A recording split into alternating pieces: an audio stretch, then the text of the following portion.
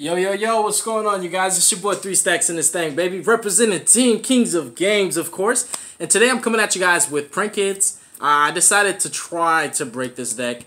And by try, I mean, I really did try.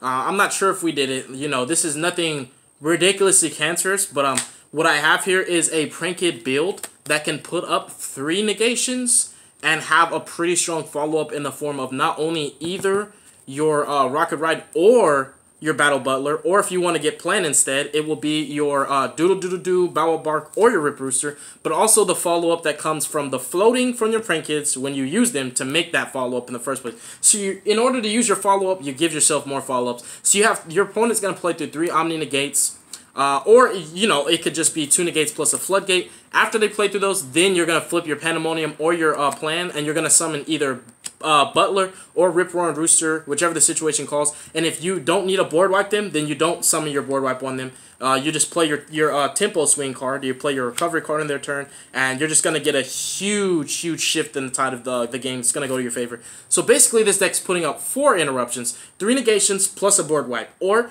3 negates plus a really potent follow-up in the form of the PRANKIDS, and then the other engine in this deck has a really strong follow-up in itself. So you're getting a pretty strong, it's like how Salamangreat's set up. That's what I mean. It's a really strong setup. In fact, it's stronger than Salamangreat's setup, and it's really consistent, just like Salamangreat's. In fact, I think it's a little bit more consistent, especially because Salamangreat's just don't have it all right now. They got nerfed a little bit. So it's going to be setting up just like Sal. You're going to do the same exact identical board that I have planned out for this deck. And I made it identical on purpose to make it easier. Instead of making niche interactions where, oh, this comes up, well, now we can do this, adding more cards in the extra deck. No, we're going to play just like Salamangreat's, except we're putting up 3 interruptions plus a board wipe. Our tempos are going to be insane. Our tempo swings are going to be insane. Our mid to late game probably won't even come up. It's going to be finished off pretty early. And our recovery and our follow-ups and our grind game is just as, if not more potent than Salamangreat's, because the floating from PRANKIDS is what really overdoes it. Like, they have so much recovering, adding from the grave to hand, especially from the grave. Like, nearly everything revolves around the grave, just like Salad. So I feel like this could be, what I'm trying to make it is like, let's make this like Salamangreat 2.0, except forget the hand traps. Let's just make it like a fair combo deck. Let's make it like a combo deck that can put up boards that can actually lock everything down if you have a good, if they don't open, like, I don't know, Super Poly Spear mode, and then still be, I guess you could say, balanced enough for someone to consider it fair. So that's all I want to do with the PRANKIDS. You know, we're trying to break them, but we don't want to get an emergency ban or anything like that. So I hope you guys enjoy this list. I had to explain that so you guys understand what the mindset is with this deck. So no, this is no longer pure, and I played pure PRANKIDS for what, I'd say 6 months, I'd say. But let's go ahead and start in the deck profile. So starting off with my children, these are my babies, of course. Every profile, I'm always going to tell the same stories, but at this point, if you guys have seen my PRANKID profiles, I'll always describe them the same way. You guys know that they're my actual children. The stories I tell about them just get really in-depth. But Fancies is actually the best PRANKID in the deck. He has the best effect. Foolish Burial, any PRANKID card, is actually insane. And this card alone just makes this deck so high ceiling. The reason why PRANKIDS were even able to do as good as they were in that one moment they had shined in the meta around the time when Dinkaboy topped that YCS with them is just because they got the representation to back them up. It had nothing to do with, oh, it was just that format they were good. Like, no, this deck is good. It's always going to be good. There's nothing bad about this deck. There's nothing you can say about this deck that sucks. Konami gave them all above average effects. You didn't get a whole bunch of mediocre effects and a couple good ones. Like, no, everything's above average in this deck. This deck's already really good. But why it was able to do so good was just the representation. That's all it took, was for people to acknowledge how good this deck is. And this card is really good, you guys. This deck can play around so many hand traps. This deck can play under Colossuses, around Droll and Lockbirds, because of a card like this. Whatever you want to search, if you cannot search it, send it from your deck to your grave and add it from your grave to your hand with your Doodle Doodle Doo or your Bow Wow Bark. Like, it's really strong, you guys. And you can play around Ash Blossom. It's so good. You could, like, this card allows you to play around some of the best, most generically applicable staples and or hand traps for today's metagame. Fancies is like the best PRANKID, hands down. Dumping anything you need for your toolboxing engine is just insane, you guys. Fancies. The second best prank is definitely going to be Roxy's. The reason why Roxy's is so busted in this deck is because of the draw power. Because of the draw power, and also because I have an invoke portion in this deck. Whenever you do the invocation combo and you resolve an invocation for for actual Prankids instead of Ouster, if you happen to have had another Ouster in your hand, you could always just banish that off Roxy's, and then draw a card, and then Invocation go back to your deck, and you get the Ouster back. So it can be essentially a +1, so to speak, because you swap one card out for another, but that same card you swapped out goes back to your hand, so you actually get a +1 off that interaction with Roxy's. So I think that's really cool, and I just wanted to specify that. But Roxy's is just essentially like, it's like a trade-in, but except instead of discarding, you just go 1 for 1, which is really cool. So Roxy's is pretty strong, as well as Dropsies and Lampsies, which is what makes this deck so good in time, what makes it so annoying, because it can just set up really, really hard to break boards, and it's very difficult to kill because of cards like Prankids Plan, all the floatability, cards that can protect your cards like Bow Wow Bark and Weather Washer. Just the deck is just like kind of like a jack of all trades.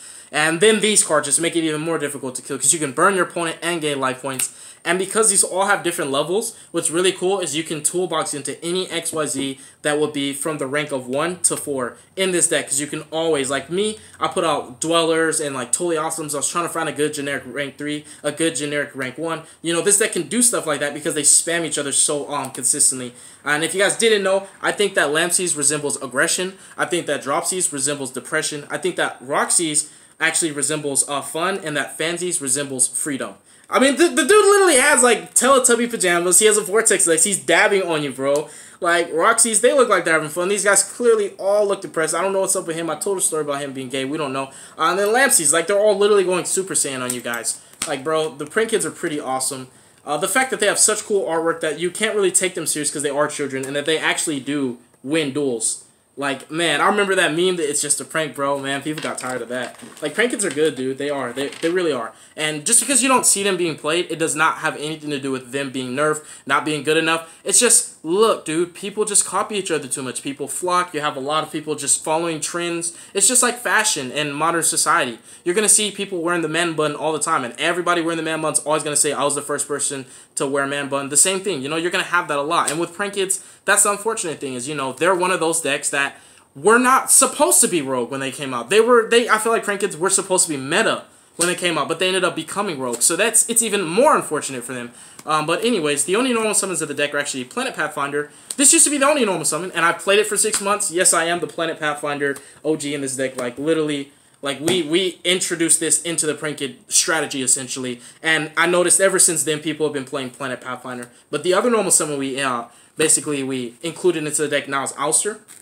He's not as versatile as Planet Pathfinder. Pathfinder can be a polymerization or Prankid, but he will always and forever only be either Called by the Grave, because he'll bait an Ash Blossom, or he'll just be the invocation that you need him to be.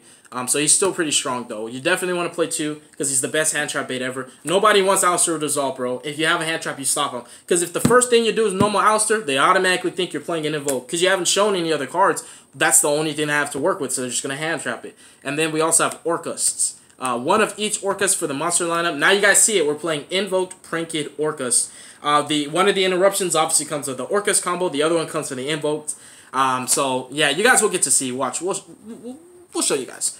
So, starting up with the field spells, we have 3 copies of Prankid's Place. Prankid's Place is going to be searching out your deck for any Prankid's card, but its best effect is while it's on field. I don't even care about the search, bro. This card, after you've resolved one place, you'll never have to worry about hand traps again, because you chain block with this consistently on your turn and your opponent's turn, and even if they ogre it, it still applies. You can stack your monsters and keep giving them boosts of 500 permanent boosts, or shrink your opponent's monsters by 500 permanently, doing it all the course of their turn and your turn and their turn and your turn. Like, I've had a Battle and Butler that was 3 stacks on my turn, come back on my turn again, it was 4k because I boosted him twice. Like, it's just stuff like that. This field spell is really strong, and this deck doesn't really lose to hand traps. Only time it will lose to hand traps is if you had only one way to get, if you had like one prank in your hand and you had only one way to get to the other prank, like a place, and they ashed it, and then like that's the only way you'd lose. But this deck plays around hand traps like a monster. Like, there's barely any hand traps to actually stop it. Like, people would like Valor doodle. I'd be like, alright, so I don't get his effect on summon.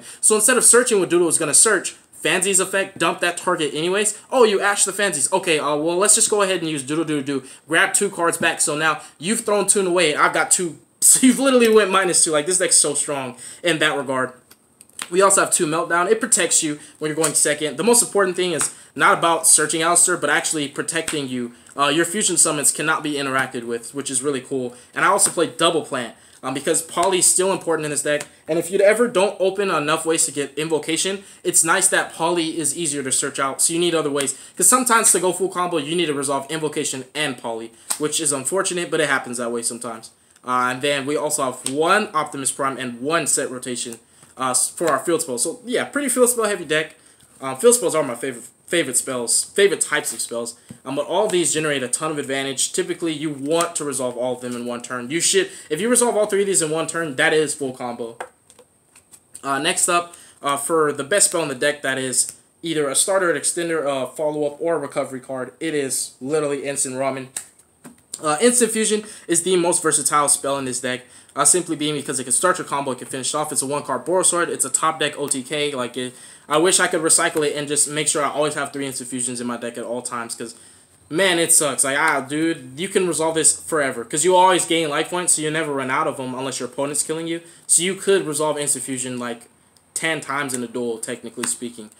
3 Instant Ramens. And then we have 3 copies of Invocation, and this was going to be 2, but instead of playing 2 polys, I cut the second poly for the second Fusion Recycling Plant, which actually helps me out a lot more, because Recycling Plant has another beneficial effect that is way more powerful than just a standard poly. So you just loop this one with the Fusion Recycling Plants, because they can add this from grave to hand too. So yep, that's a perfect lineup for me as far as the Fusion spells go that are generic. And then we have 3 Pandemonium still, and also 3 Pranks. These are still some of the best cards to start up your combo. This locks you out, so if you start your combo, this is going to be a Prank Kid only turn with Pandemonium. But if you start it off with anything that's not Pandemonium, it's not a Prank Kid only turn. So yep. And then the 1-ups are 1 Reasoning, 1 Plan, and 1 Crescendo. The main deck should be 45 cards. Now let's go ahead and get this extra deck. We have 2 Rocket Rides and 1 Weather Washer. I still play Battle Bowler because the card's insane. Dude, you can just consistently RAIGEKI your opponent. And I chose this over Mechaba. So Mechaba was going to be the Omni Negate that I chose. And you can just sub this out for Mechaba, and you just basically customize your extra deck so that you can get Mechaba no matter what. And I'll show you guys if you need to learn that. But basically, I chose Kaliga because he doesn't have a bad matchup. Mechaba doesn't either. But because Mechaba has to have that specific card in hand, and I might not have it, I just didn't like that there was a chance that there would be a Mechaba on my field that I couldn't use to interact with my opponent. But Mechaba is an Omni Negate, and you could totally play it, but I just chose Kaliga over it because it essentially stops an entire turn no matter what deck you're playing. It says each player can only use 1 monster effect and it can only attack once. You will protect this with your Dengirsu. You will prevent your opponent from destroying this with Dengirsu. You'll protect it with cards like Crescendo. And your 1 monster effect that you will use will either be totally awesome, or if you didn't need totally awesome and you Crescendo and lock them out, and you just need your follow-up to set yourself up, then your 1 monster effect, it could be, whatever you want to choose it to be. But normally it would be the totally awesome. So when you put up your Kaliga, your totally awesome, your Crescendo, basically you're told you want to use it as the last thing that you use. So once you resolve that Toad, even if your opponent negates the Toad, Kaliga will still stop you from using any monster effect. So it stops both players, but the reason why it helps me is because I'm already ahead. My board's established. I have my follow-ups ready to go for game next turn. I just don't want you to play. And instead of setting up a 7 negate board, I just want a simplistic, you can't play this 1 turn kind of board, just a lose a turn board. And that's what I like about him. And he's way easier to get into than Mechaba, because your ORCUST are dark and Alistair's dark. It's just way easier. You can ORCUST combo and summon this in the ORCUST combo because he's a dark. Then we have Doos. We play 2. I really wanted to play 3. Definitely wanted to play 2 Bow-Wows. But instead, I chose to still play Rip-Roaring Rooster because I think the card's too good. You don't ever want to need Rip-Roaring, and it's just like, dang, I cut him. Nah. He's one of the best Prank Kid cards in the deck. Phoenix and Mermaid to go into the ORCUST combo. Then we have 1 Galatea, 1 Longirsu, 1 Borosword, and the only XYZ that I could fit was the Abyss, not the Abyss Roller, but the Totally Awesome. The Totally Awesome is part of your combo. You're always going to summon it. If you can Prank Kid, you can go into Toad. So any Prank Kid player can always summon a Toad by herself.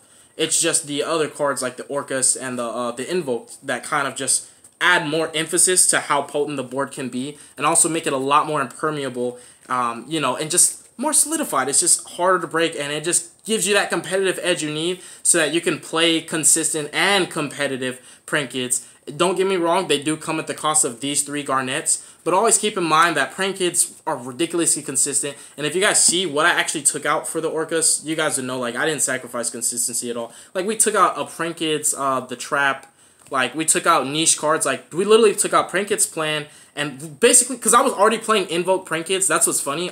You guys seen it on my channel. All I did was take out 1 PRANKIDS Plan and 2 King of the Swamps. So these used to be King of the Swamps, this used to be PRANKIDS Plan. King of the Swamps is the only thing that could hurt the consistency, but you have ways to get to Invocation now, which is like Poly, so I don't think that the deck is hurting as far as consistency goes. So yeah, thank you guys again so much for watching the deck profile. If you guys want to see combo tutorials or test hands, let me know. That's for a separate video because I cannot make this video too long. I have a lot to do today and not enough time in one day. So thank you guys again so much. God bless you guys and have a beautiful day, alright? Peace.